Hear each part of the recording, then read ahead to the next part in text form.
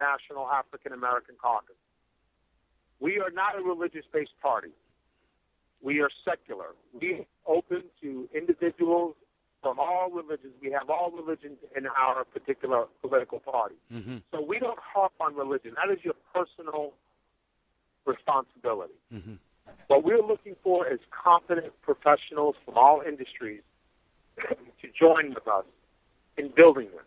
And those people that are in that diaspora who want to participate. Because what we need, or what Africa does need, and what we intend, and we hope that we can do this, and this is our intent, we want to be able to show the world what an African-based country and how that country can compete with the global economy. Mm-hmm. How we will do things different, where we bring back the respect for each other, where we bring back the respect for humanity, our families, and where at the same time we bring the respect for hard work and discipline, character and integrity. That is what we want for every person that will be a part of this nation. And what we wish for ourselves, we wish for everybody. And we truly mean that in our heart. Okay, David, to go back at the beginning, this plan you're talking about, is it on paper already? Have you been, like, for instance, to the United Nations? And do you have, is it to start this, to begin this stage, David, do you need, like, I will say, signatures from 2 million people, 3 million people? How do you do that? Because you have a plan, and you have a plan. Do you that plan? Do you need signature from 2-3 million people, and then after that you go to, let's say, United Nations? How does it go? Okay, excellent question. We do have planned this in very much detail. The phase that we're at right now is raising the international and national awareness of the African Americans' right to build a state. Mm-hmm. So we are in the phase now of gaining membership into our political organization and supporters of our right to build the nation. So that's phase one. Phase one is letting the world know that we, as African American people, are going to return back to Africa, and we're going to return to acquire a minimum of 10,000 square miles of territory, of unoccupied, undeveloped territory, for the creation of this nation state. Okay, David, one moment, because I'm curious and I'm interested. This square mile you're talking about, can you give us an idea how big that nation is compared to another nation on this moment? You can think of an example of a Singapore.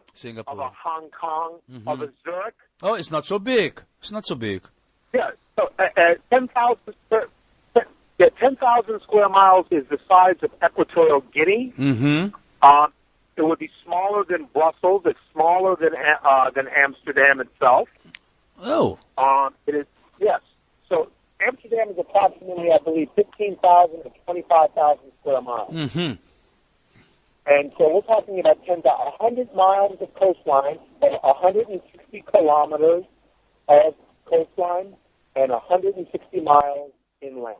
Okay. Do you have already an idea where you want to situate this new country, or do you say I leave it up when, let's say, the African nations and United Nations decide to give us the go to start this state? Then you wait for that, or you have already where? We do have ideas now. Okay, but you want to say nothing about it, eh? Yeah. we have ideas right now of where nations that have a lot of land. Yes. And so it is open to negotiation, but we do have our prime areas that we are seeking. Okay. So we do have those particular areas, and that would be on the western coast of Africa. Okay. That is where our plain cannot be disputed. Yes, yes. Our Okay. French plan can never be disputed from West Africa. Mm-hmm. Now, the second part of your question on the signatures. Once the African American membership into our political organization grows, the next phase will be to have a constitutional convention. The constitutional convention means that those members will come together, and we are then going to present a constitution to form our government. Once we present the Constitution, we will debate amongst ourselves of the articles and clauses. We already have the Constitution developed, and now it's in the fine-tuning stages, and we will then sign on a Constitution. Now, the number that is necessary will be the number of people that will be there to sign that Constitution. So we don't need 2 million or 3 million signatures to form our government. Okay. It will be those individuals who will be there to declare to the world that we have decided to be our own African American government. Okay. That's all that's necessary, is signing a document that forms our government, and that is the Constitution. David, have people never asked you why do you do not start this state on the territory where the United States is now situated? People have never asked you that? No, people have asked us that, and that's a good question. The United States, it is, in the history of the United States, the South tried to secede in the Civil War. Yes. So you cannot, based off of the United States Constitution, no state can secede from the Union. Okay. Because it was designed in order to create the union of the states. So even if we went to a state in America, and if we flooded one state with millions of African Americans, the federal government still owns the roads. The corporations, IBM, ExxonMobil, Microsoft, they still own those companies. The power plants that are owned in those states, they're not going to turn that over to us. Okay, I understand.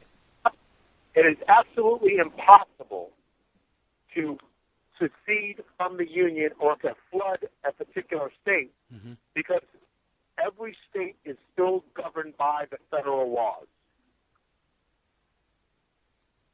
Okay. So that solution is impossible. Yeah. And the idea that, because now you bring out the idea, we're going back to the homeland. To talk about this plan, you have met people who are, let's say, you have people who are against this plan, African people who say, no, we don't need a state. You can go with your people, let's say, to Nigeria. You can go with your people to Senegal. You can go with your people to Liberia. You can go. Have you met people who, let's say, you give you some resist about this plan? Of course. There are a lot of African Americans, unfortunately, still brainwashed by the American system, and some of them would have such very bad images in their mind of Africa, realize that Africa has cities. So we have resistance from African Americans, and we've had resistance from some Africans too. I mean, there are African Americans who believe to go over and live under African countries, but what that does is that just makes us from one oppressor to another. But it could be also, David. Nigeria. Yes, sir.